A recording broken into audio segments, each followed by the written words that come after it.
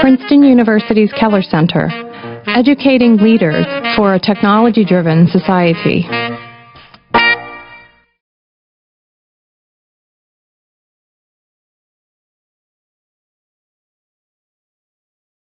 Good afternoon and welcome. My name is Sharat Malik. I'm a professor in electrical engineering and also the director for the Keller Center for Innovation and Engineering Education. Some of you may be familiar with our center and have attended some of the past events. Let me tell you very briefly a little bit about the center before we get to the main reason why we are here, which is going into a presentation in a class describing what's going on in their course. So the Keller Center was established in 2005 and this last year it was generously endowed by Connie and Dennis Keller. Dennis has been a trustee, alumnus, and a long-time supporter of the work that we're doing here in the School of Engineering and Applied Sciences. And the center has been set up with the goal of educating leaders for a technology-driven society, and this includes not just students who are in the School of Engineering, the DSE students, but also students in the other disciplines across campus. And as you'll see in today's presentation, it's really interesting things happen when both groups of students actually come together. So the way we go about in our enterprise here is part of what we do is we bring in distinguished visitors who work with students both in coursework and in project work during their stay at Princeton, and today's discussion is an example of one of those cases. So our speaker for today, Professor Gordon Bloom, he's the Dean's Visiting Professor in Entrepreneurship in the Keller Center for this year. So this visiting professorship was inaugurated in 2007-2008 in that academic year, and it's been made possible by the generous support of several of our alumni. And this has become now a very important component of how the center goes about working in the area of expanding entrepreneurship education and making that an important component of what our students get in terms of the activities of the center. In this particular position, what we hope is that we, through the visitor and the course that the visitor offers, we bring in a unique and creative education experience, and this is open to both graduate and undergraduate students. So our speaker for today, Gordon Bloom, he's the founder of the Social Entrepreneurship Collaboratory called the SE Lab. He's done this at Stanford and at Harvard. He teaches about the design, the creation, and the development of innovative social change organizations. This lab is a Silicon Valley and a technology-influenced social change venture. It takes a very interdisciplinary approach to global problem solving, and the problems that they're looking at are all the challenges that are facing society today. The students and fellows in the Stanford and Harvard versions of these labs have won top awards for prestigious ideas in prestigious business plan competitions, including those at Stanford, Harvard, and MIT. Gordon's class at Princeton has had a huge turnout. He had finally capped at 75 students because it was getting a little too large to manage, and this is absolutely outstanding given A, it's being offered for the first time, and B, this is an elective which essentially gives students an elective with no area cover. So this is what students are taking because they're absolutely interested in doing this, not because they're checking off some box because this was a required class. So we're very pleased that Gordon will be both discussing this as well as bringing up students who've been working as part of this course, and we'll be hearing directly from them also. Gordon's interest in entrepreneurship is informed by his work both in the private and non-profit sector, Europe as well as Asia. He was the CEO of a medical technology company, and he's also worked in international strategy consulting. His undergraduate degrees from Harvard and his postgraduate degrees, an MBA from Stanford and an MFA from Columbia. Please join me in welcoming Gordon.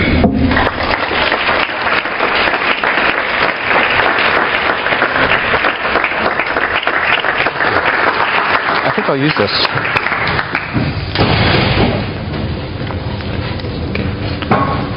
Can you hear me? Okay. Good afternoon. Thank you for coming. I'd like to do three basic things today. I'd like to talk a little bit together with you about what is social entrepreneurship. I'd like to try and make an opportunity for the wonderful students from Princeton who are in my SE lab to come up and say a little bit about their projects. We have two forms for that. One is a 90-second pitch form, and the other is one team has a longer presentation. And I have some special sheets that we use in our SE lab to help give feedback to the students that we can also model some of the exercises that we do in SE lab. And the last thing is, time permitting, I'll try to explain to you some of the aspects of the model of the social entrepreneurship collaboratory that I first started at Stanford and then brought to Harvard, and then I am very thankful to have had the opportunity to come to Princeton to do that. And I want to take a moment to thank a few of the people that are involved with that. So first, the wonderful Sherrod Malik, who's the faculty director of the Keller Center, which has been a wonderful home for me and a very, very important place to be able to do my work in a supported way. And the team at Keller Center, Cornelia, Stephanie, and Victoria. And thanks to Vince Poor, the dean at the engineering school, for giving a very warm welcome to myself and my family. My students, who are quite wonderful, and as Sherrod said, we have 74 students in the SE lab, and it's an overwhelming experience for me. So many bright students and so many interesting ideas and so many such deep passion for social change in the world. It's a great group to have. There are two people that are involved with the lab as core members of the team who aren't enrolled students, an undergraduate student and a graduate student. A graduate student is Derek Willis, who is a PhD candidate in science, technology, and environmental policy at Woodrow Wilson School. And in addition to trying to finish up his dissertation, he is spending an enormous amount of time giving advice and mentoring students here in trying to help them to coax their passion into reality and to work on their social change projects. And undergraduate Rachel Steinberg, Rachel right here, who I discovered is a Woodrow Wilson student and a senior at Princeton, and has wonderful work experience in South Africa and at the Millennium Challenge Corporation, and also with the Grassroots Business Fund, a World Bank spinoff. And I believe deeply that when you do this type of work, and I really want to try and approach this idea with you today, how do you make this type of learning lab, this type of transformative learning model, live and thrive in a university? And that's the problem I've been struggling with through 3 universities now. And Rachel is a great example of one of the answers. One of the answers is you collaborate and you partner with students. And for me, that's part of the solution. When you have that bridge, you have a dynamic and energetic situation. And when you act in an island, and when you have a silo for your academic discipline, you lose all that enlivening aspect of the transformative educational model. So that is the sort of core of my message on that. Also, the Keller family and the Kellner family for their support of both the Keller Center and also this professorship that I hold. And Dean Chris Paxton at the Woodrow Wilson School, who immediately, even before I had arrived, embraced myself and my wife, who was Princeton class of '86. My wife, Sarah Singer, who's a professor at Harvard School of Public Health and Harvard Medical School, and convinced us that it was okay to bring the whole family down to Princeton, which is what we have done, happily. And I should also note that my children, Audrey and Jason, who are here in the audience today, and Audrey is very important because she is my bellwether for understanding how things are going, and my barometer for understanding if I'm doing things that are too complicated. So I try them out on Audrey first, and it's a very, very good method.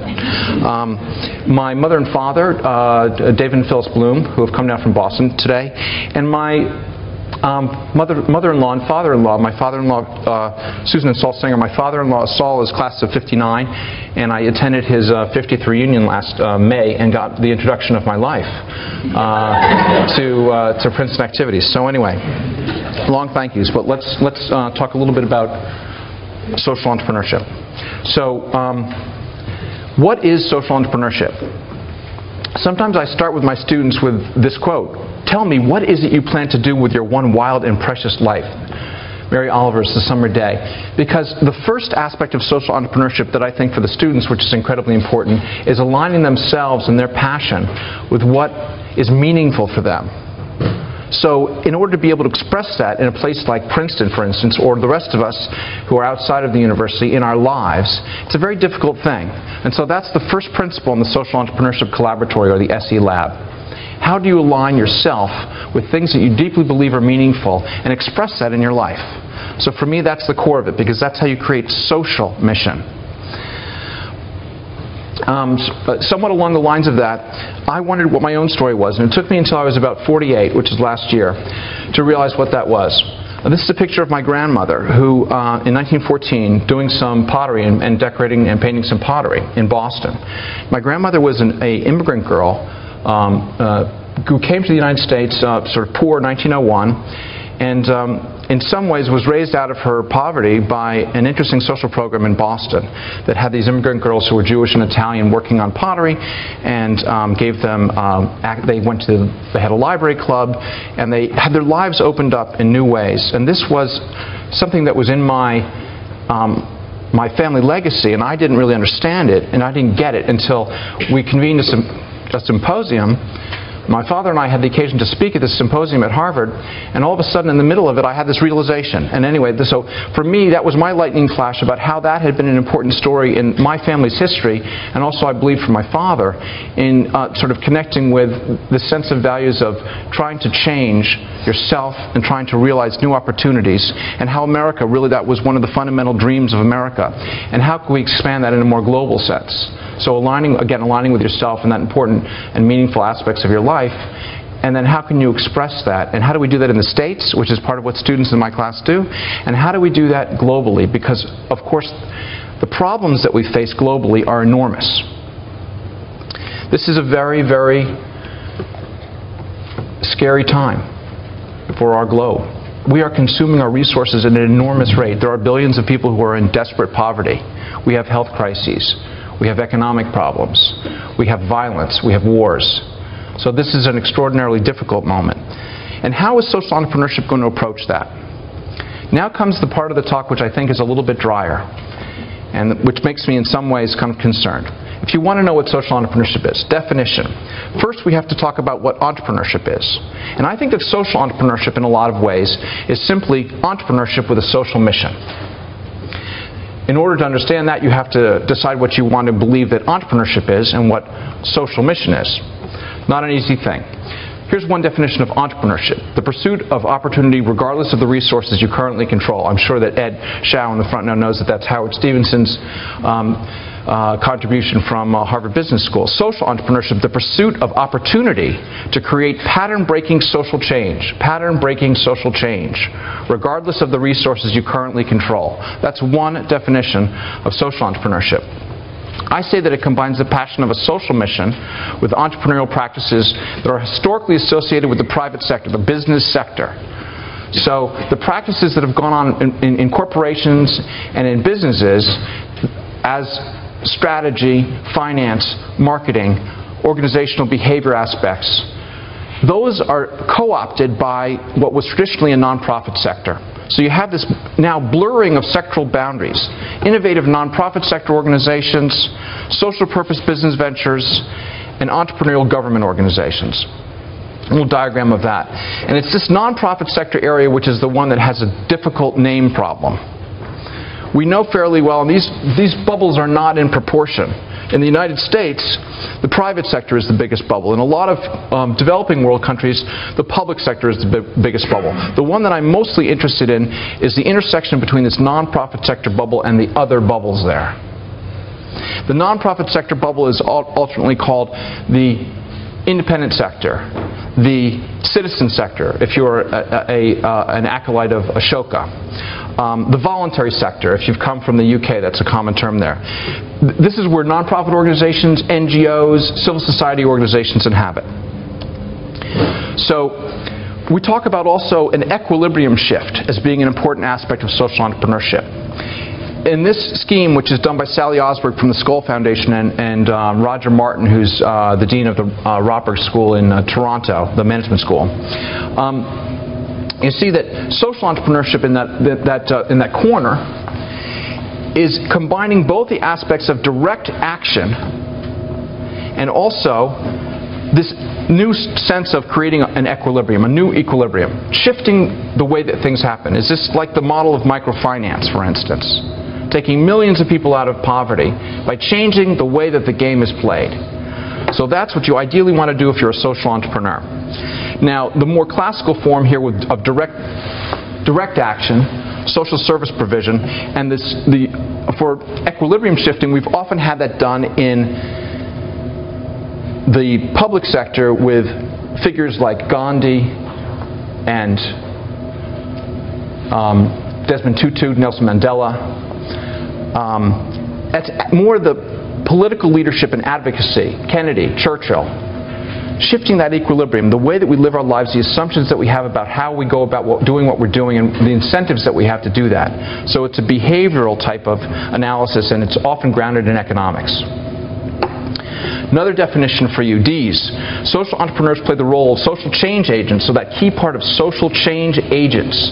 How do you galvanize social change? Adopting a mission to create and sustain social value, not just private value. Pursuing opportunities that serve the social mission. Engaging in a process of innovation, continuous innovation, adaptation, and learning. I'm going to talk a little bit more about innovation. I was delighted to be in an innovation center at Princeton. That gave me an opportunity to suddenly think much more deeply about innovation as a question. And it's a great topic that we've been pursuing in the class. How do you approach innovation? And I'm going to talk about that just a teeny bit when we go forward. Acting boldly without being limited by resources currently in hand. Wow, are students good at that?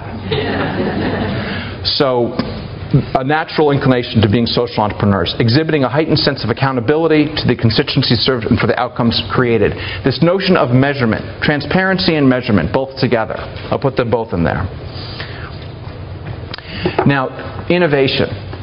When I first came to the Keller Center, I started thinking about innovation. I started looking at the work of Clay Christensen, also at Harvard, and some of his colleagues from places like the New Profit Inc., social venture capital firm in Boston.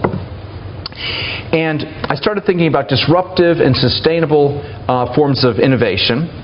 And I started thinking that mostly innovation is considered in the engineering school at Princeton. And this is my outside perspective, and if I get it wrong, that's the way, I'm sorry.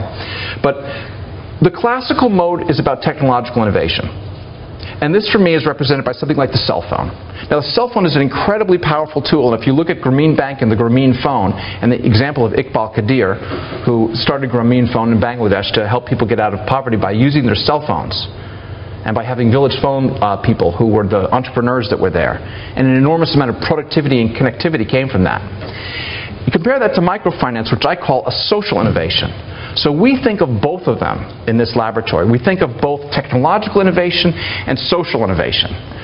And for me, as I say, microfinance is a good example of social innovation because in microfinance you have a lending circle.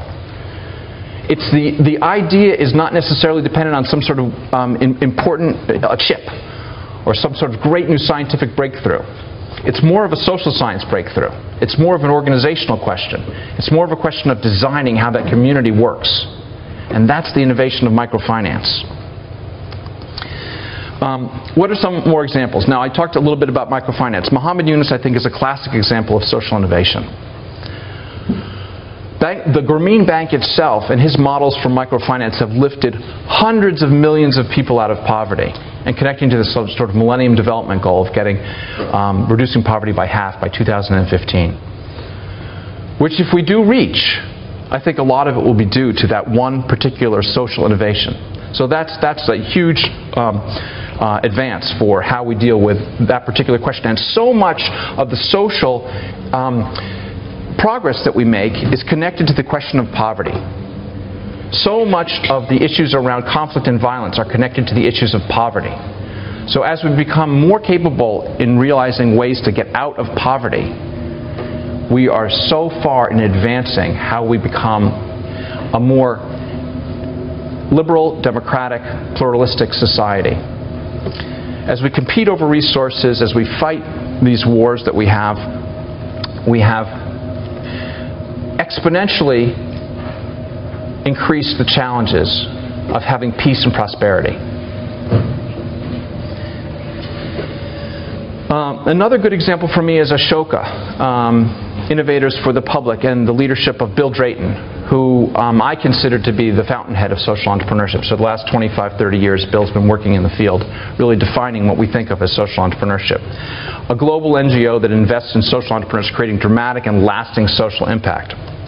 Now, Bill likes to tell a story which is rooted in the economics of William Baumol, who has had a more than 50-year affiliation with Princeton, the economist.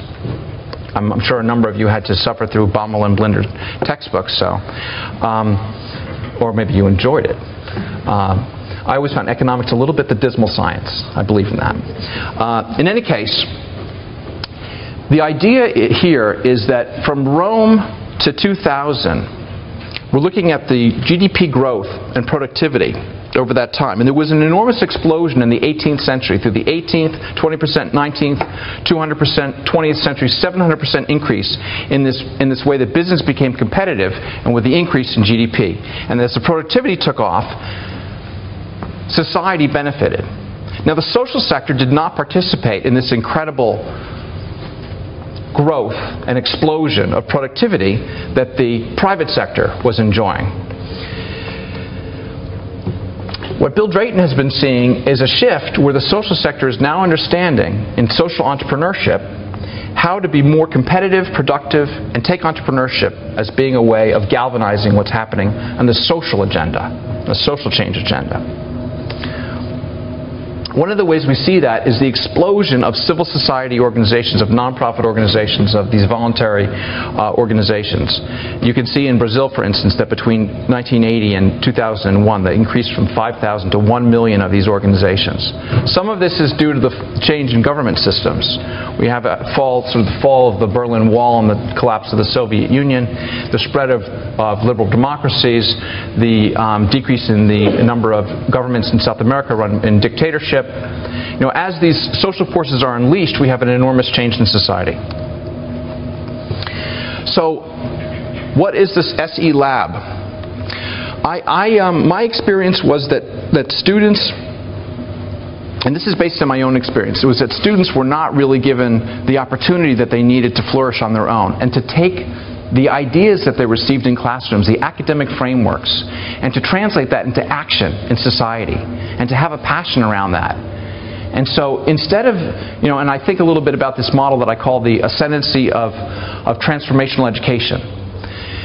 And for me that means that if students are simply given a way of reading books, reading articles, sort of listening to the talking head professor, which I'm being at the moment, and then going and writing papers and taking exams, that it's one important form of education.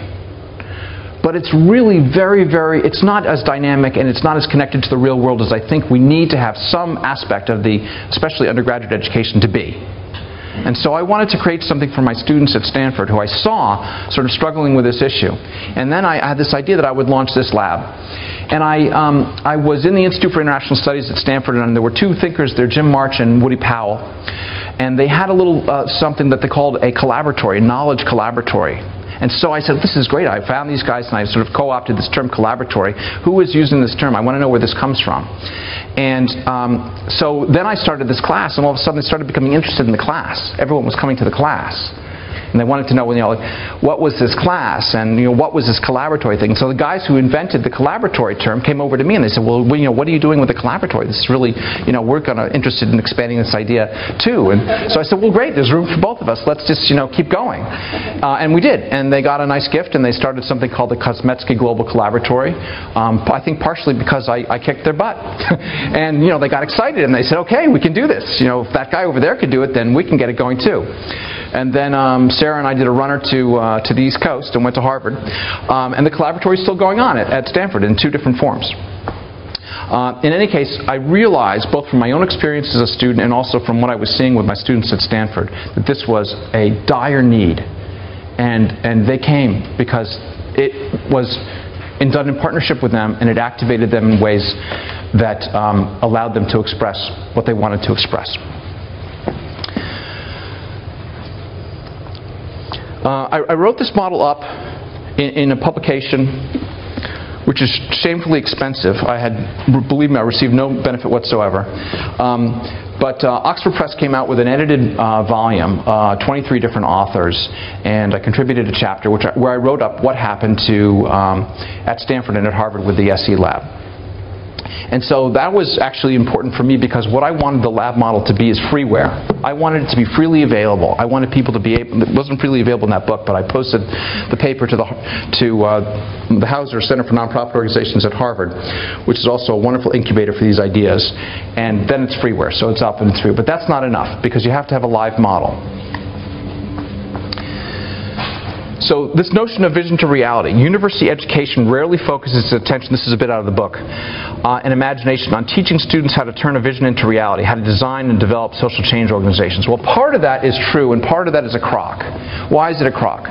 Because most of my students, most of my wonderful students who are sitting, many of them sitting here, they know that they can't necessarily do what it is that they plan to do, and that doesn't matter. What matters is that they understand how to take their ideas and put some form around them and communicate them to other people and develop them inside themselves and collaborate between their, inside their team and between different teams and between teams around the university and outside as they go and as they do all over the world and take their ideas and their passion all over the world. So that's what matters. But the notion that you can take something in your head and you can translate it into your action in the world. And they do. And they have. Another thing that I think is incredibly important in making this work in a university, and this is important to me because basically it's what I've been doing, it's been my life for the last 8 years, is to align the lab itself with the values of the university, of the environment, of the organization. Now, universities are just big nonprofit organizations, so and actually some of them are very entrepreneurial. Some of them are quite sort of ossified in their behavior, and Harvard is one of the worst, as far as I'm concerned. I'm delighted to say that I've discovered at Princeton you can actually do a lot of stuff, and you show up and people actually are interested in your showing up. And this is a great thing. This is a very good sign for the future of Princeton. So Princeton in the nation's service and in the service of all nations, that just sort of floored me. I mean, I couldn't even tell you what I know a lot more about Stanford in some ways than I do about Harvard for being able to frame up a mission for the university. The Kennedy School, which was the Harvard Kennedy School, has been the place that I've been incubating my idea at Harvard, and that that has a very specific mission, and it's quite social, public service driven. So that's wonderful. Well, what I found at Stanford, right in my face, was this in the nation's service, and then I understand it was expanded to in the service of all nations, which said it right there. Right, Audrey? Said it right there.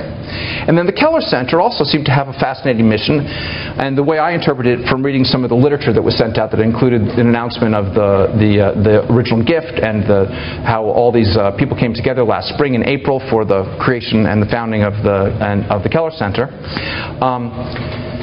Keller Center for Innovation in Engineering Education prepares students to be leaders in an increasingly complex, technologically driven society. I loved that.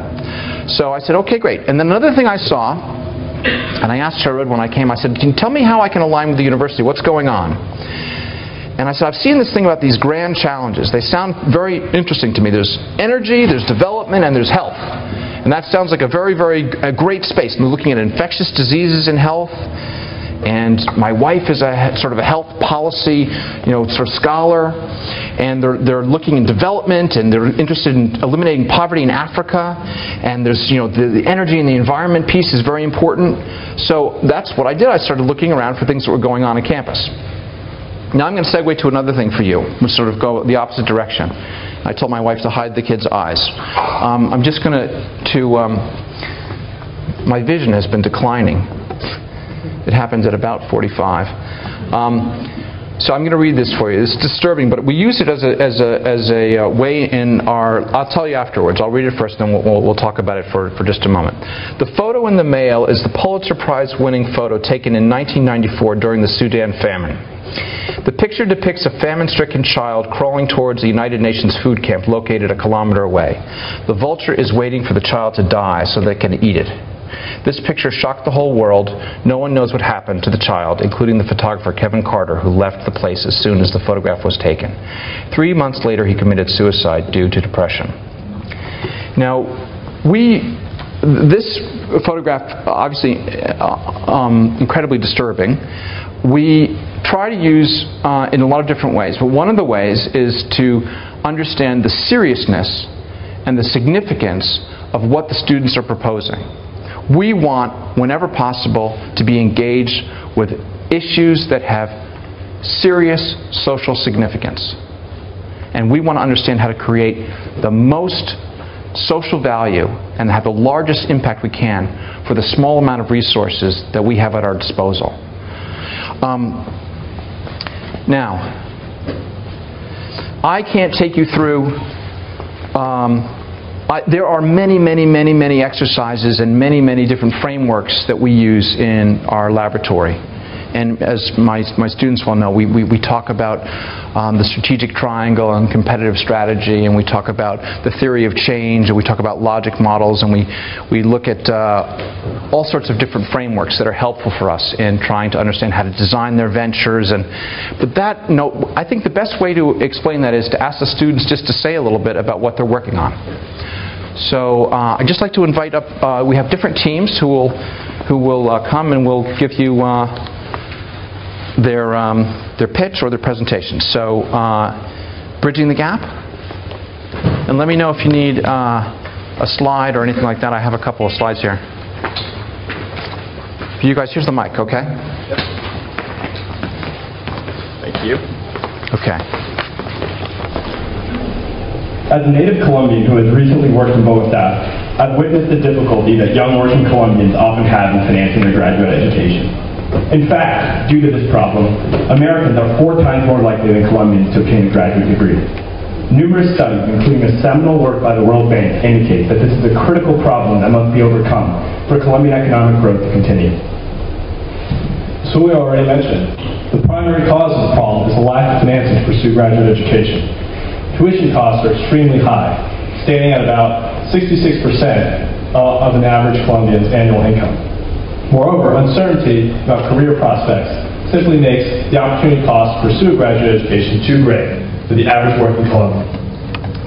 Our organization, Bridging the Gap, proposes to solve this problem by implementing a unique 2-year specialization degree program that is financed by corporate partners, is offered within the existing Colombian university system, and is part-time, which allows employees of corporations to continue in their positions of full-time employment while attending school. So another key part of the Bridging the Gap specialization program, which differentiates it from other specialization programs, is a research and development thesis, which will take place in the 2nd year of the program. So the research and development thesis will cover a topic that is innovative and will cover a topic of research that is particularly in line with the employer's needs of the student. And then finally, Bridging the Gap will mandate that the student and the employer, because it's a part-time program, that the student continue working for the employer once the degree is completed. That way to help eliminate brain drain and contribute to, which currently contributes to Colombia's socioeconomic stagnation and inequality. I just want to say 2 things. One, I apologize for making you all feel underdressed just came from class. But really more importantly, just a thank you to Professor Bloom to give us an opportunity to come up and present the project that we've really been developing in this class. So thanks. Thank you.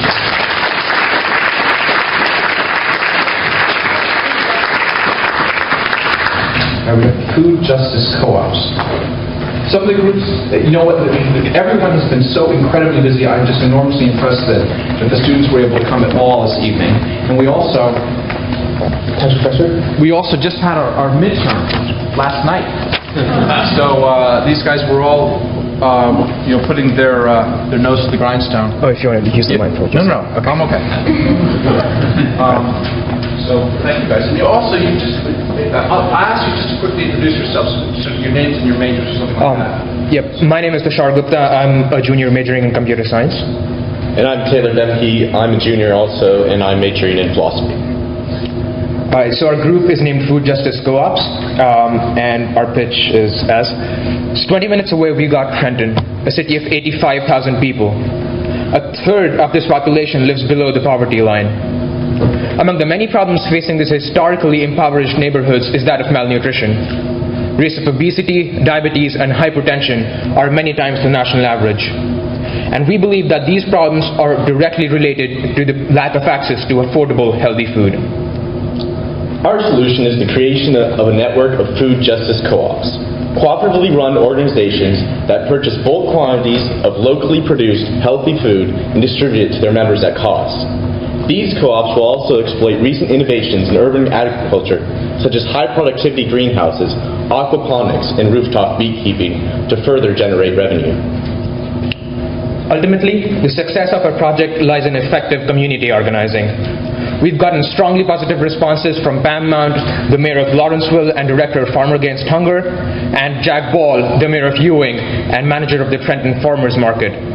We've also begun collaborating with IELTS, the largest community development organization in Trenton, who've given us initial guidance as to our initial steps and have asked us to produce a report on the same. Our cooperative model organizes economic activity. It aligns individual interests with the collective by giving members a tangible, monetary stake in the process of rebuilding their community. It's a model that we can develop and perfect in Trenton, and then scale up to other inner-city food deserts in New Jersey, such as Patterson, Newark, and Camden. We have already hit the ground in Trenton and plan to initiate a food justice pilot program by the end of this summer. As for the long term, we believe we have the drive and energy to push forward our vision of social change. Thank you. Thank you.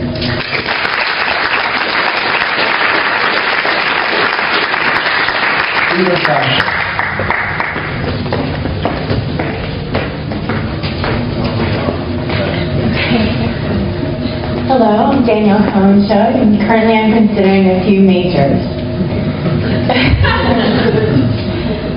So there are still 1.4 billion people that live below the poverty line in developing countries, despite the large number of organizations that seek to employ them through craft making.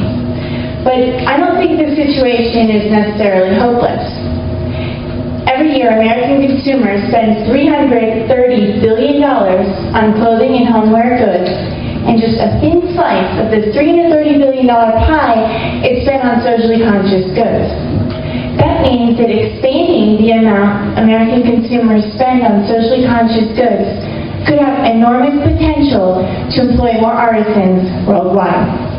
Thus, Freedom Fashion, a nonprofit marketing firm, aims to expand the spending of Western consumers on these goods through clever distribution and marketing strategies. It's simple. More purchases of these crafts will lead to higher income and more employment for those in abject poverty. So how are we going to do it? Freedom Fashion will partner with existing craft organizations like World of Good and 10,000 Villages to devise a list of products that we can promote. We will then use popular social networking sites that our generation grew up with, Facebook, MySpace, and Twitter, to build a large consumer base and start a socially conscious consumer movement. Other websites like YouTube provide us with free advertising space. We can not only promote the product, but also educate consumers about the problem. And so by partnering with these existing craft organizations, we feel we will dramatically reduce our startup costs and can start devoting our time and energy to providing a crucial service that these organizations need to increase demand. And tonight, we leave you with something to think about. That if you change your clothes, you can change the world.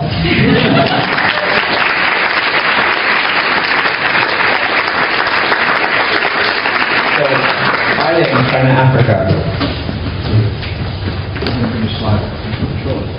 I think. We'll try this one. It's not exactly. Should we introduce ourselves first? Sure. Okay. Good evening, everyone. My name is Veda, and I'm a senior in the politics department, and I'm from the small island of Mauritius, which is on the map, by the way. My name is Dane Erickson. I'm a second-year master's student at the Woodrow Wilson School. And I'm Cody Wang. I'm a senior in computer science. All right. So here's our pitch. Over the past 10 years, Chinese investment in Africa has increased tenfold, increasing from $9 billion in 2002 to over $108 billion in 2008. The problem is not the massive Chinese investment that's taking place, but the problem is that the pace at which it is happening leaves room for unsustainable and inefficient development in Africa. And this creates a knowledge gap between Chinese and African counterparts where there is not mutual understanding of the social, economic, and political landscape of the region. So if the problem is the information gap, then our opportunity is pretty clear. Our solution is to bridge this information gap, and to do so, we'll bring together a high-level network of scholars, professionals, economists, engineers, people with sector-specific expertise to advise these new investment deals and provide information on the various impacts of these deals, including health, environment, labor, economics. And by doing so, we hope that we'll empower the decision makers involved with the necessary information so that they can provide more sustainable development deals. So the social impact we see it on both sides of the table. On the Chinese side, by leveraging increased understanding and better analysis between the two stakeholders, we think the Chinese will build better bridges with the local community, as well as have an increased or a positive international image. On the African stakeholder side, obviously, there will be benefits in terms of more sustainable economic development. So that's kind of the overarching vision for what we have. And our first pilot project, we're targeting the Democratic Republic of Congo.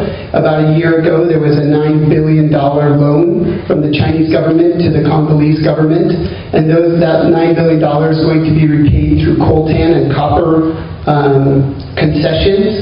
And in return, Chinese companies will build a massive infrastructure of rail, roads, hospitals, and universities in the country. It's an opportunity that the Congolese cannot pass up.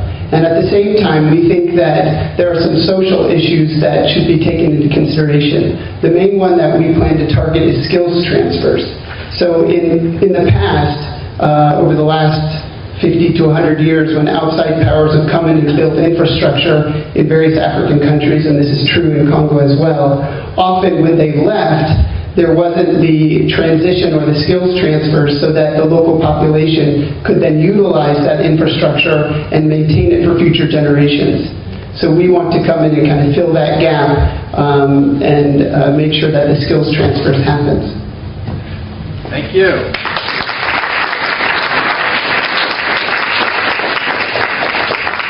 Integrating civic engagement into the curriculum.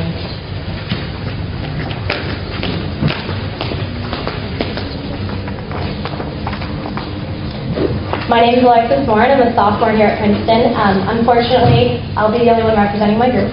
Hang on just a second. Could I ask which group has the mic? Whoever you are being recorded. The little mic, do you have it? Oh, it's at the front. Okay, good. All right. So I'd like to thank all of you for coming out. This is an amazing turnout for a really amazing cause. Professor Bloom for being the proudest and most encouraging professor that I've ever had. He sends us the cutest emails. You guys are doing amazing. I love the work you're doing. And the Keller Center for making this possible. So my group is called LINC, L-I-N-C, Learning Integration with Our Community. So our idea, in the spirit of Professor Bloom's class, was to create more opportunities for students to do real, impactful, meaningful work, create change in their communities through the academic work that they're already doing. We spend hours doing problem sets, writing papers, researching, reading, and there's no reason why a vast majority of these hours couldn't also be cross-applied to meet the ends of our community partners. And Princeton has a great network of community partners and organizations we do fantastic work with. So currently there's one organization on campus that serves this role. It's called the Community-Based Learning Initiative, and they do really fantastic work. They match professors with community partners that need questions answered in the form of research, which we're already doing here at the university. But CBLI is working in a space that has some constraints. They have constraints in terms of how many people they have working at the office currently. They have some financial and monetary constraints that prevent them from offering the kind of incentives that would hopefully mobilize more faculty members to take advantage of this opportunity. And they also have the disadvantage of not being students on this campus. So my team and I looked at each other and thought, we know what the barriers are to civic engagement through academics on campus. If you provide a disincentive for students to participate by making the civic engagement work in addition to the existing coursework, you're not going to get the bite you're looking for. So as students, Link, our organization, is going to work in this space to answer these problems. And the mechanism we propose for doing the majority of this work is a summer intern corps. So these summer interns will work in the CBLI office and complement the work that CBLI is doing, and they will vigorously and dynamically expand the network of faculty that know these opportunities exist. We know our professors, we know what their research interests are, and we know which ones are teaching courses that have, for example, student selected final projects. If you can choose your own final project, you can choose to answer a community question. We also know what courses are doing work that's very closely in line with the spirit of a lot of our community partners' work. So we'll work on expanding that faculty network. We'll also work on incorporating more of our university community partners into CBLI's network. So we have more opportunities to do this matching with professors and thus expose all of the professors' students to this kind of work. So this is our model. Right now we're in talks with CBLI about the curriculum of the internship and funding of that internship, and we're really excited about this opportunity to expose many more, basically multiply the opportunities for civic engagement on this campus through the existing course structures that already exist. Thank you so much.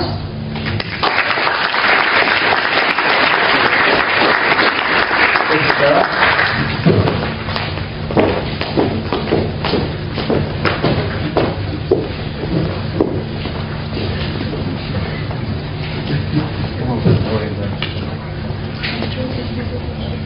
Hey guys, my name is Trace Singh, and this is our team leader, Callie Robertson. She will begin the pitch, so I will give a big thanks to Mrs. Bloom and the rest of our class. Really, this is the class that I've met some of the most ambitious, and the saying a lot for Princeton, some of the most ambitious Princeton students here, and it's just a great group of 40, 50 students that help us through 2 minutes. 74? Oh wow! 74 students that helped us tremendously by taking our project off the map, and here's our pitch. I also want to introduce you to Noak. She is the most important part of our team. She's a sea gypsy in southern Thailand, and in 2004, when the tsunami hit, her house, job, family, and life was truly devastated. So we have gone into to help women like Noak. Another woman will help is Sawai. She saw prostitution as the only way to provide food for her family and was forced to work late hours in bars while her 6-year-old son would wander the streets at night. So over the past 4 years, our organization, Itzerup, which was started by Callie Robertson with $1,000 initial capital in Thailand, has both employed and trained women like these two women to make high-quality handbags that we then sell in the U.S. market. Our mission is to eliminate the 2 million prostitutes in Thailand today. That's an incredible amount, and we see our work as extending far into the future. And as well, we partner with organizations on the ground right now that literally rescue these women out from their current employment and their current trafficking situations into very sustainable forms of operations run entirely by our Thai employees. And we not only seek to employ, but also empower these women by partnering with social service organizations on the ground that provide things like education, childcare, and in the future, possibly healthcare and counseling services. Now, our product is unique in that we target a socially conscious market of consumers in the luxury goods market.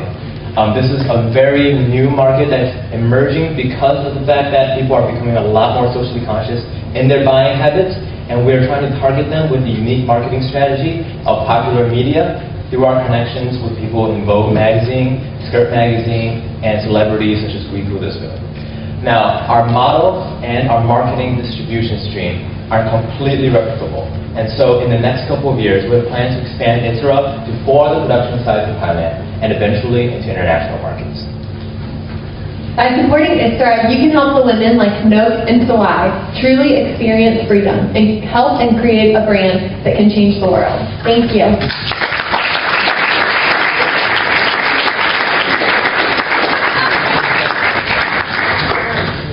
Okay, great. So now I know that, so Sun Salute, are you here? Because I know that Eden had a lab, and she was running late in her lab, and she said, well, I will just tell you very briefly 2 things about Sun Salute. So it's a it's a quite extraordinarily innovative solar technology, which will, I think, have an important impact on the developing world, involving a tracking device that the main entrepreneur on the team, Eden Full, who's actually a freshman in the engineering school, developed, and she's also an Ashoka Levinson Fellow. Will be traveling to India to work out some pilot projects for her technology, and a great team.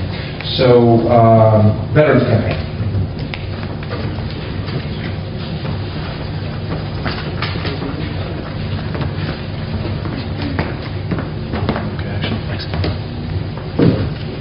You didn't get the photo? Do I have it here? I don't think so. Okay.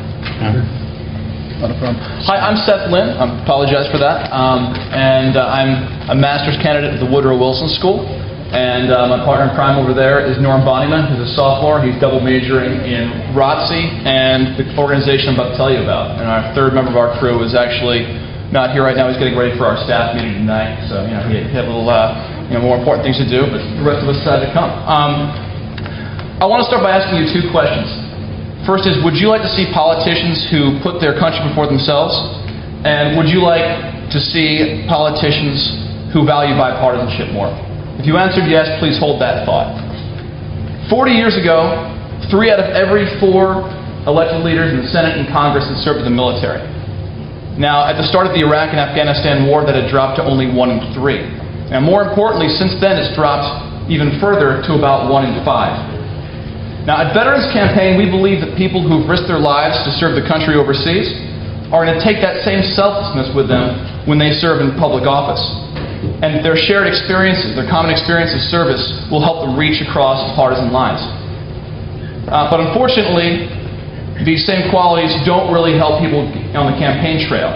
And so you're left with a huge pool of potential elected leadership that's not being utilized. So at Veterans Campaign, we're the first nonpartisan organization that trains veterans to run for office. And we've designed a comprehensive training program utilizing a lot of people who've worked with veterans to get them into office before. And we've already trained 75 veterans at our first workshop here at Princeton in September. In February, we're having another workshop at GW in DC. We're to train 150 more. And for those of you who have your laptops open, there are a few of you can check out our website, which is veteranscampaign.org. And you'll see great reviews from the attendees and great stories about us from media organizations that covered us. Today's Veterans Day, or at least a week ago when I first gave this presentation, it was Veterans Day. And so a lot of people ask me, what can I do for veterans? A week ago you were asking that. And my answer is, most of us really don't want sympathy. What we really want is to continue serving our country and take the leadership we have and to keep serving. And so if you guys, any of you know a veteran you think would make a great elected leader, take them to our website, veteranscampaign.org, and let them sign up there, and we'll take care of the rest. Thank you very much.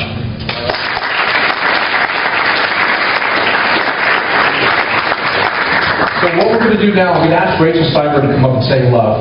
And we're going to set up for a little bit of a deeper dive with the team in Power. So Rachel. And in Power, you can come up. Hi, I'm Rachel Steinberger. I help Gordon with the lab. And I guess when Gordon was asking me to kind of give my background and how I first became involved, I thought back to when I took off sophomore semester and was working at the private sector of the World Bank in Washington, D.C.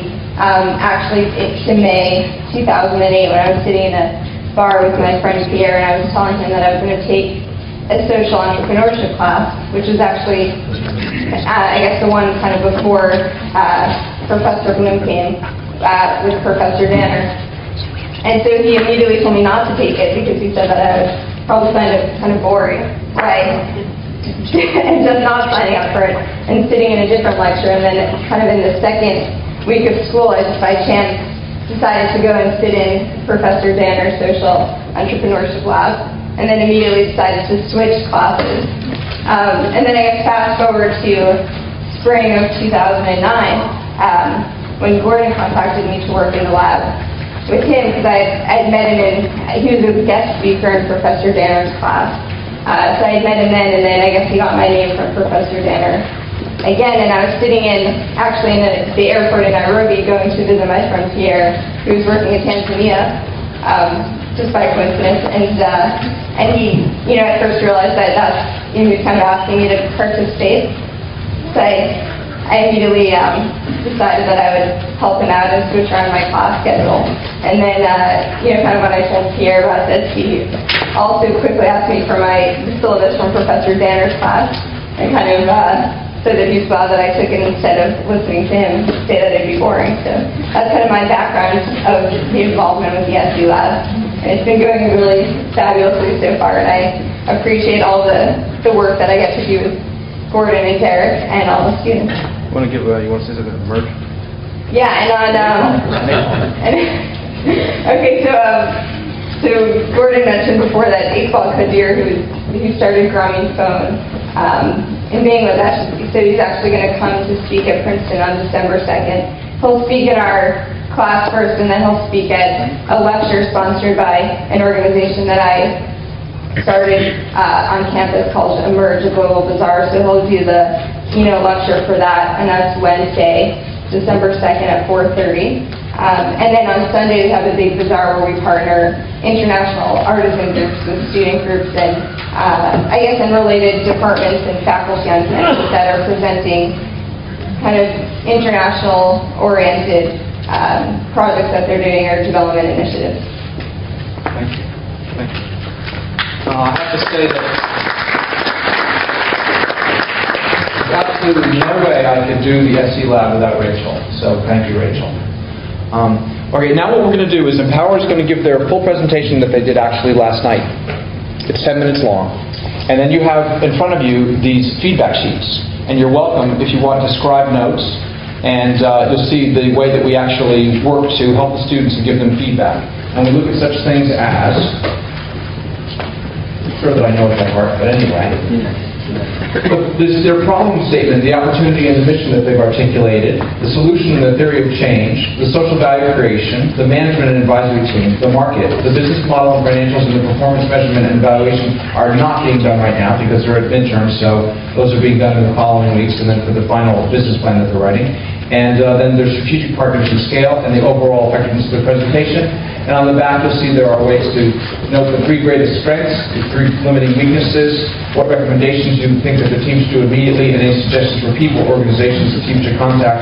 I think they might hang out for the reception, and you can also get them there. These guys have been working incredibly hard, and I want you to know that all these projects basically started, well, this one certainly started from scratch in the lab. And Faz, you had already been in Pakistan and been involved with this group, but I'm quite amazed actually at the rapid pace. This is really a rapid prototyping incubator, and you need to have talented students to do it. Thank you so much. We'll just quickly introduce ourselves. My name is Faisal Haq. I'm a computer science student, and I'm glad to be working with this amazing team, which I'll introduce myself. Hi, my name is Dalia Nowell. I'm a junior in sociology and environmental studies. Hi, I'm Jake Hiller. I'm a senior chemistry major, also pursuing certificates in environmental studies and sustainable energy. I'm Fahad Shams, and I'm a second-year master in finance student.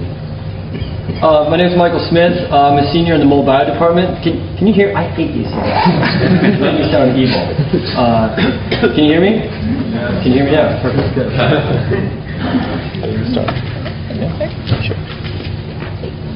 So, I want you to picture a community of 2,000 people living on a landfill where 3,000 tons of urban garbage are dumped every day.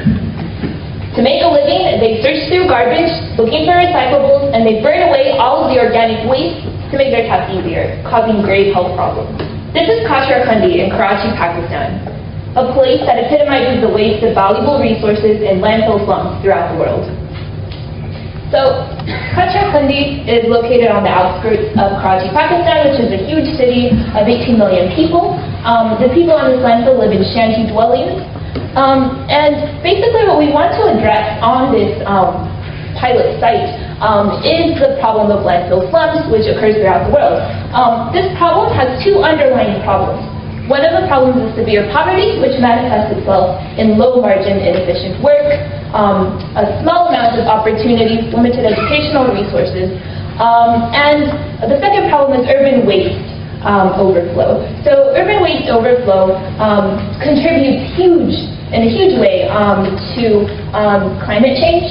It also, as I mentioned before, contributes to grave health problems on this site, and this is exacerbated by the burning of organic waste on this site.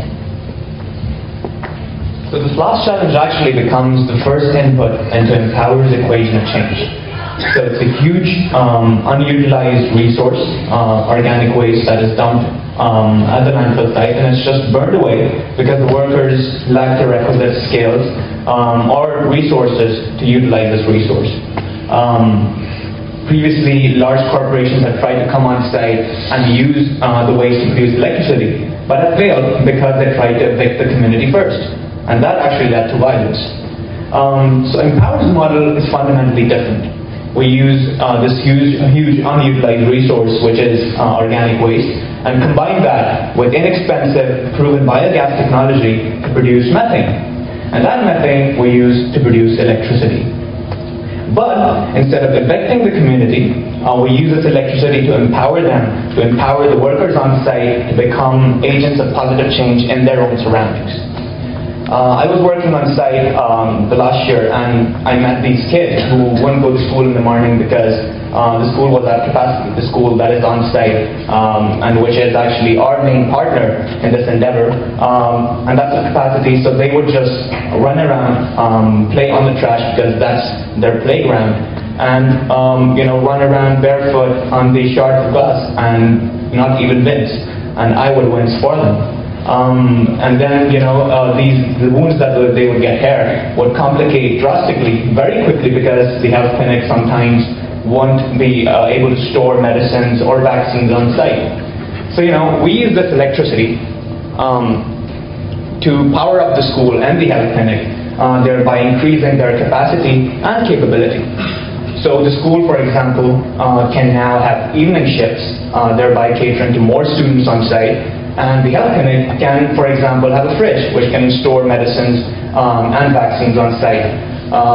But this is not the end. We want this project to be sustainable, to be self-sustaining. We don't want it to rely continuously on aid. So this electricity actually becomes the nucleus for a host of value-added, community-owned businesses that introduce new monetary and social value in the community. These businesses include compost production and producing upcycled products at the site, and an outdoor cinema, and agriculture and food sales. These all work under an integrated co-op model that Jake here will talk more about. Yeah, so as Faya described, Empower seeks to be kind of an umbrella organization for a large number of community-owned businesses. But how exactly will this work? So this is a diagram of the few acres immediately surrounding the existing school and health clinic located on Kachrakundi. So the best way to understand this is to follow the waste. We start over at the recyclable sorting plant, where waste is taken directly from the landfill, mixed waste, both recyclables and organic, about 40% organic, and it's taken into our recyclable sorting plant where a number of employees, employed by our co-op, will sort out the organic waste from the recyclables. The recyclables will be sold to wholesalers, just like they're being done now. But instead of throwing away the organic waste, it'll now be moved into our biodigester. Now what is a biodigester? Basically, it's a very large concrete tank built underground where organic waste and water are mixed, sealed, and allowed to ferment in order to create methane. There are two main outputs from a biodigester. One is the methane that goes out the top through the pipe. The other is a very highly nutrient-rich sludge, which comes out the bottom of the tank. So we'll follow the two outputs to understand how we're going to gain economic value from both of these. First, the methane can go directly to a methane generator, where electricity is produced in order to power the school, the health clinic, and the other new businesses that Faya has outlined.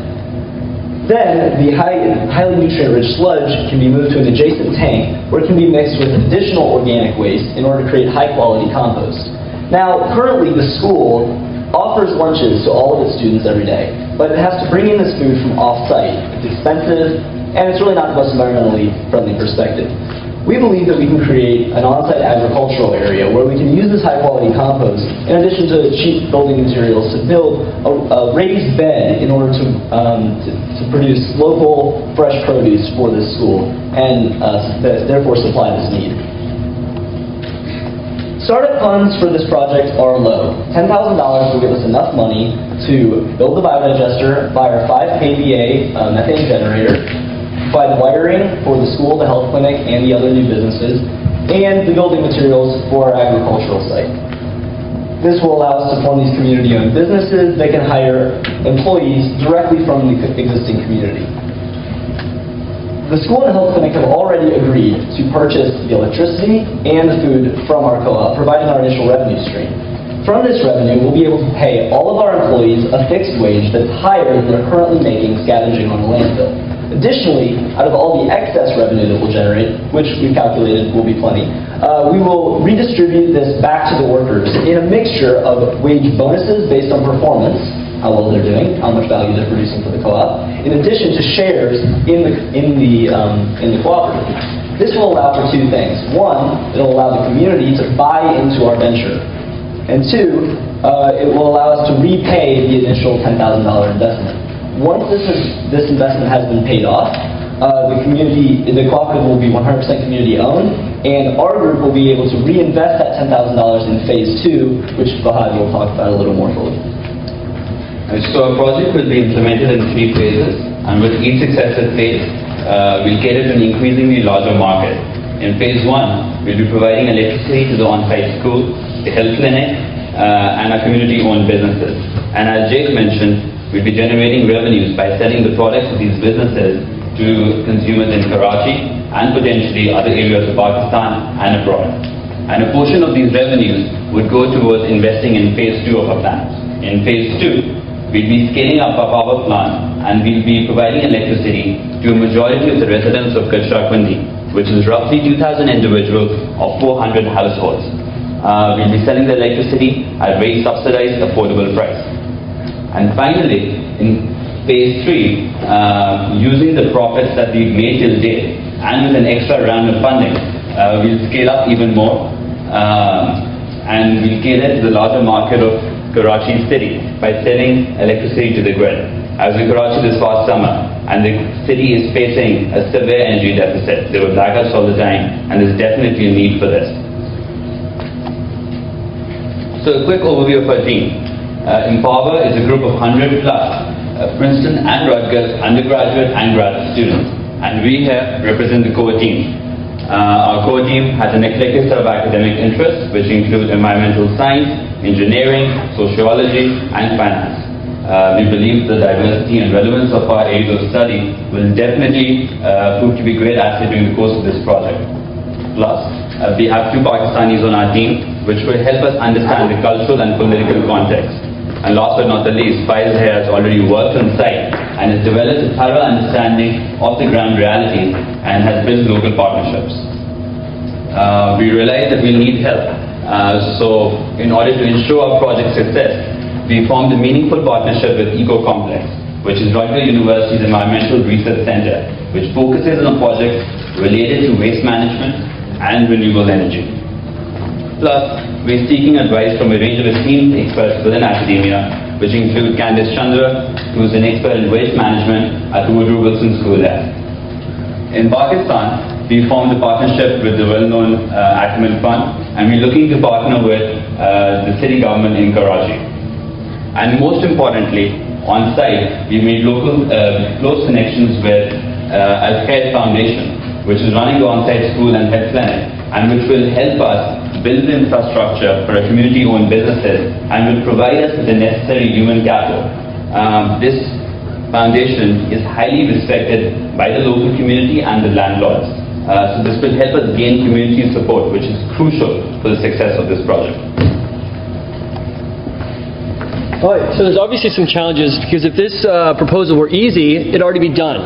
As far as we consider some of our problems we might be facing in the future, the first one is resource competition.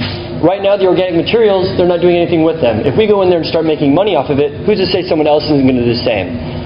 Our second problem is the community buy-in. It's essential to our project to have the community support us within our endeavors. Without their support, we don't exist. Our third problem is theft and corruption. Obviously, this is a disadvantaged community, and anything of value can potentially be a problem. But I think you'll find out that our competitive advantages do a pretty good job of blowing these out of the water. Our first one is our community connection. Fez here has the gold stamp of approval from this group that's been there since 1983, working on site without electricity. They want us to come. They're excited for us to come. When we arrive on site, we're not the crazies coming from elsewhere. We're the people that are there helping the community with the community. Our second big advantage is our scalability. This is something that we can make bigger, we can make better, and Karachi needs electricity, so we can actually turn this into real cash inflow.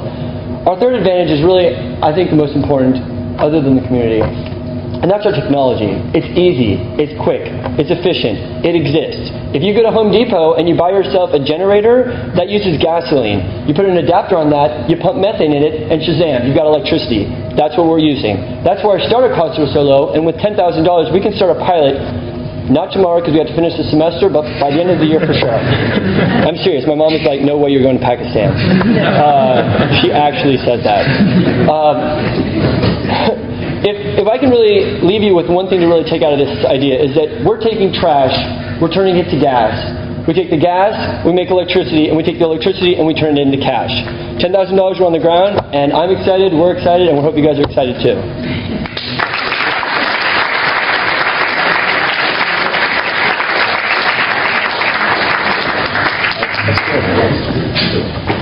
Thank you very much, team. And there you have some copies of their executive summary.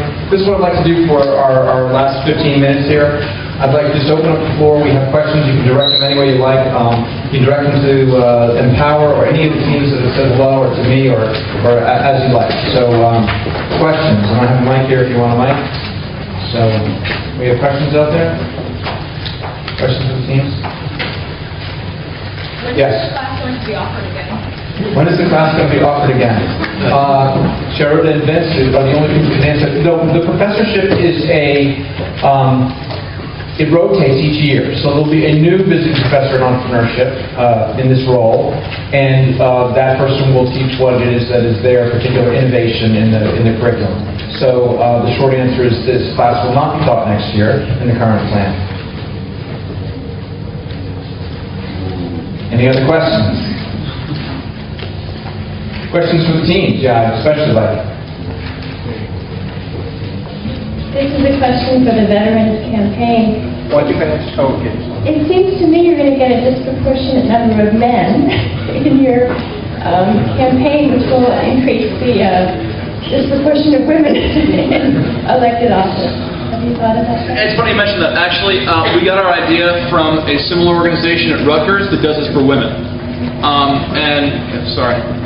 Yeah, so we actually got that same idea. I think it's actually, you're absolutely right. There are about 15% of veterans are women. And there are definitely a drawback to that, and I think that both organizations are taking a pool of talent that could be great elected leadership. And we're not saying that only veterans should be in office, and we're not saying I'm ready to run is not saying that only women should be in office. I think both organizations are basically just saying, here are some people that would really make great elected leaders, and we're not utilizing them enough, and so let's give them the opportunity to do so. And we definitely are making it our business to reach out to women in the veterans community. We're hoping to have Tammy Duckworth, who ran last time and lost, but is now working at the Veterans Administration in D.C. Speak at our next event, and we have other veterans who are politicians who are part of our board, who are helping us reach out to that part of the community. Because if you'll see the pictures of our first conference, it was very heavily male-dominated, and we wanted to make sure that women who have served feel just as welcome to come to the conferences as men do. You want to say something about your plans for where you're going to take this? Sure. Basically, the plan is to continue a lot more of these workshops at different universities throughout the U.S. GW was the first one we've worked with since Princeton, and we also have some interest from some out on the West Coast, in the Northern California area. Basically, the idea for a financial standpoint from universities is that the new GI Bill provides a lot of money, especially for graduate school. And for programs that aren't as well funded as Princeton is, it's really hard to get guys to come to programs, the most talented people to come to these programs if they're not getting an MBA or a JD or something they can pay that loan back. And so they've realized that they're going to have a lot of better quality students that can actually pay their own tuition by bringing people who've served and giving them exposure to their schools. So it's actually in GW's best interest. The guys sponsoring it are from the Graduate School of Political Management, and they're hoping that some of the people who don't want to run right now but come to this conference and sort of are exposed to their school will want to come and be students at their school, and that will actually sort of help both of us in that case. That's the way we're looking at part of the financial plan. We also have looking for grants, obviously, from both individuals who contributed to veterans' causes in the past, as well as corporations who contribute to both veteran causes and education. And what's really pretty impressive, I think, is among the alumni who went to our first conference, a bunch have already pledged to donate. We are waiting for our 501c3 tax-exempt status to come in. The IRS seems to be going a little bit slow this month, but we're hoping to have it by the end of the month. And once that happens, we're actually going to reach out to all our alumni. And since we provided these workshops for free, a lot of them said, hey, well, I could have afforded this. I want to donate, whatever it costs. And so we're hoping to get a lot of funding from there as well. Excellent. That's great. Thanks. I had two questions. One is for your team. Thank you. First of all, thanks to the group. This is fascinating. My first question is for Veterans Campaign. I'm wondering if you have considered if there might be, let's say your group is successful, you're starting to see more veterans in office, which would certainly be very interesting in terms of policy changes that you might see as a result of that. And I'm wondering, what do you foresee might be some of the consequences in terms of policy that we might see as a result of having more veterans in office? Obviously, you have some who are, very interested in not having a war, having experienced that. Some might feel differently, and I'm wondering what you see the consequences might be to that on either side. Great question. First of all, veterans are pretty much the most bipartisan group you'll find in office. There are currently 108 congressmen and congresswomen who are veterans, 54 Democrats, 54 Republicans. There are 25 senators who are veterans, 13 are Democrats, 12 are Republicans. Thank you. So it's really right down the middle. And studies have actually been done about what kind of policy changes happen when there are more veterans in office. The only article I've read that, and this is actually, it's pretty controversial, but the idea being that the country's less likely to go to war when more veterans are in office. Now, what I told you at the beginning, 1969, there were a lot of veterans in office, 75%. We were in the thick of the Vietnam War. I'm not sure if that disproves it or not. So I don't want to sell that as one of our talking points. It really isn't about a certain policy for us. And people say, well, what do you think would happen? Would have happened in the run-up to the Iraq War had there been more veterans in office? And like you said, there are people who say, I'm a veteran. I want to make sure there aren't any more wars. There are guys who are more hawkish. And again, this is not about any particular issue for us. All I would say to that is that I think, given the experience the veterans have, the conversation, the lead up to that conflict would have been a lot more realistic. Did that answer your question? Thank you. More questions? I had a second question. Oh, you have another one? Can I see for a different group? To the room, yeah. Okay. To the room. Oh, okay. No, I'm saying okay. If there aren't any others, I'll pass the mic back. Yeah. So, you can go first. Yes. Okay. I'd like to know if the products of freedom by design are available anywhere. And if so, how can we spread the word? Okay. Great. And I just want to make a quick comment as I hold that question. What I'm reminded of, which I think is very important for Princeton, we have wonderful representation from, I think we have students from 16 different majors of the 32 majors. And we have a strong group from Woodrow Wilson, both graduate and undergraduate. I think we have 10 or 11 graduate students from Woodrow Wilson, including sort of representation on the veterans team and a number of others, IDM, the China Africa team, and a team that's not here this evening is doing a water filter for a water filtration technology for Nigeria that they want to pilot in India and Pakistan and in El Salvador and Mexico, which is their 4 countries of national origin. In any case, what I've noticed, and Vince, you're the one that reminded me of this. So Vince Ford, the dean of the engineering school, and I were having a conversation at the Friends Center building, and he said, "No, Gordon, I mean, in my day, this was a parking lot." And what I've realized is this incredible axis that's developing between the engineering school and the Woodrow Wilson School, amongst other places around campus. And we need that sort of interdisciplinary cooperation in order to attack these global problems. I'm seeing it. This building is actually another wonderful piece of that puzzle. And my colleague Andrew Selkson, Andrew's has been helping with the lab, is tremendous from the Pace Center. Pace Center has 2 people on the 3rd floor here. So we're really starting to populate this end of campus, the Sherrod Hall and the activities there, which is shared between Woodrow Wilson and the Engineering School. And it's a very, very active space. So I'm imagining that in 15 to 20 years, certainly, we have the $100 million Angular Center for Energy and the Environment coming to the EQuad as well. So what an amazing time and what a set of interesting opportunities. And I think in 15 or 20 years, certainly, when you come to this spot, it will no longer be on one end of the campus. It will no longer be a distant end of the campus. A lot of students that are coming to the EQuad, I hear them, they say, "Well, I've never been here before." I said, "Well, welcome." Anyway, so Freedom Fashion. No, I'm sorry, it's Sarah. It's Sarah. Where are you, Callie? So, Callie, looking first. This is our product. This is our product that we're currently selling that's made by the victims of human trafficking, the sea gypsies in southern Thailand. And we have these on sale. We're actually running low on our shipment, but the next one's on its way, so it's just a matter of time. And it's made from swamp grass. We're also working on a leather line, woven leather line for the victims of human trafficking. So we'll be at Emerge on December 6th, selling them in Chancellor Green, and you can also talk to me. I think you have a customer over there. Do you have a website? It's ICSCRA.org. Right, and it's in the program there, the name. So any more questions? I think we could probably take 1 or 2 more.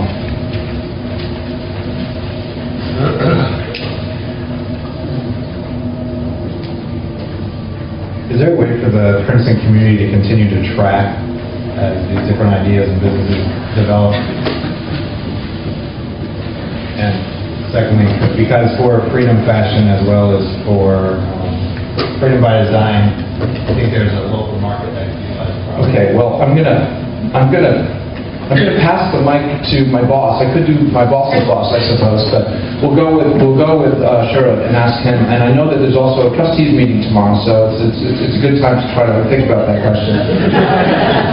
I think that's a great idea. So we'll use the Keller Center website to figure out a plan to try and track these projects and have a life after the course. Thanks. I've never had resources to track the many hundreds of students that I've had at Stanford and Harvard, so it would be something if Princeton was faster and smarter at doing it. And I think I think that the results would be pretty interesting. One last question. Anyone? You want me to? Yeah. Yes, it was wonderful to see all. My values colleague Jane from the architecture school. Yes. So, and I had a kind of great chance of sitting in the seminar earlier this semester. So it's my question to a number in the sense. Oh, sorry. It makes my voice even worse.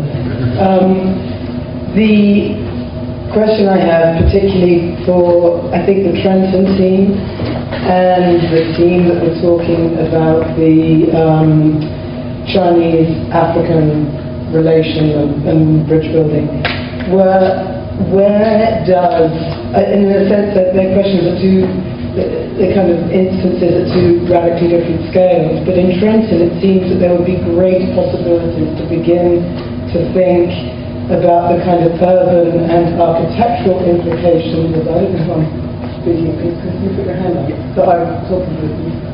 But it seems to me that in the strategy of the kind of food production, that there are the kind of physical location and organisation of that, and how you really exploit that, those decisions at that level, could really make it even stronger as a proposition. So my question would be,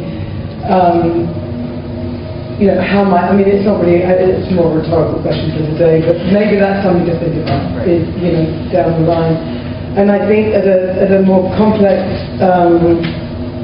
scale with the Chinese, the kind of question of the kind of Chinese investment in Africa, that's so fraught with tremendous complexities about the way in which the investment is being used to marginalise groups and build ammunition factories. And there's a whole other kind of story there that you did not, in a sense, touch on. And it seems to me what you're doing has got tremendous potential, but is a very, very complicated enterprise. And how do you begin to negotiate the kind of complexity with the kind of focus of the proposition? Of course, wait a second, because I'm glad that Jane asked the simplest question of the entire evening at the very end, but it's always been wonderful in labs. So, if anyone can handle it. That's a great question, and it's definitely a question that we've been grappling with, and we fully understand that this is an extremely sensitive space, and we only had 90 seconds to pitch today, and if we want to have this discussion, it could be a 5-6 hour long conversation, But really, we have a bigger vision and mission, but then where to start, how to start.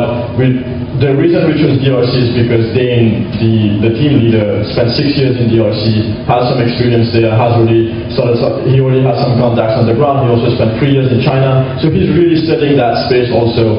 And the reason we chose the skill transfer is because it's, I would say, less political issue to start with, because we really want to make sure that when we start in a way that we do not harm our credibility on the way. So that's why we're still thinking a lot about how to start, how to best start. If I could just add to that, in addition to skills transfer, we also have talked about sort of health analysis, sort of building roads in connection with mines, and what that might do for disease transmission or access to medical facilities. All of these things that, they're going to build a road, and there are no roads in the DRC. You can't drive from one side of the country to the other. So they're going to build roads, but if you do build roads, how is that going to affect the local community? And these are things that aren't being done. And we think that we can do those kinds of analyses, and people will listen to us more easily, because like with the skills transfer, it's not something that is very sensitive, whereas if we start attacking the environmental issue head on, we could just get shut out from a lot of these companies. So our approach is going to be very project specific and sort of very nuanced, and it's also going to depend on the personal connections that we sort of develop, which is why the DRC is a good place for us to start, with Dane's experience and his contacts there. You've got the last word. All right. Thank you. Thank you for your comment. I think the urban agriculture aspect of our project is something we didn't really talk about in a 90-second pitch, but well, you probably know a lot more about this than I do, but Trenton is structurally designed to accommodate 150,000 people, but only 85,000 people live there. So there are a lot of empty spaces that we can use or utilize to produce herbs and other things and sell them in Trenton, the Trenton Farmers Market, other places to generate revenue to supplement the food co-op.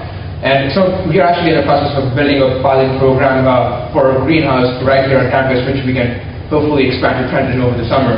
And then, as mentioned, we're looking at things like beekeeping, which you can set it up on a rooftop. It requires very little effort, very little time, and very little startup costs. And honey is a product that can be sold for much higher prices in the market, and that is something that is really important to what we're doing.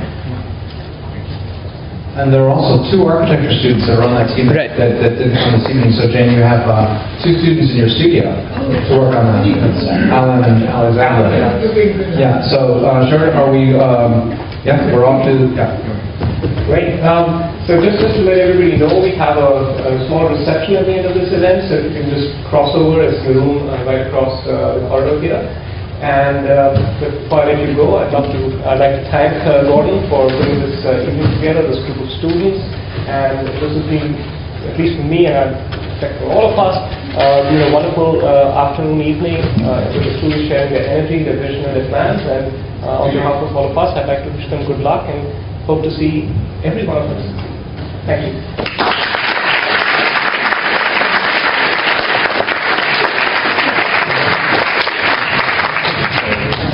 Just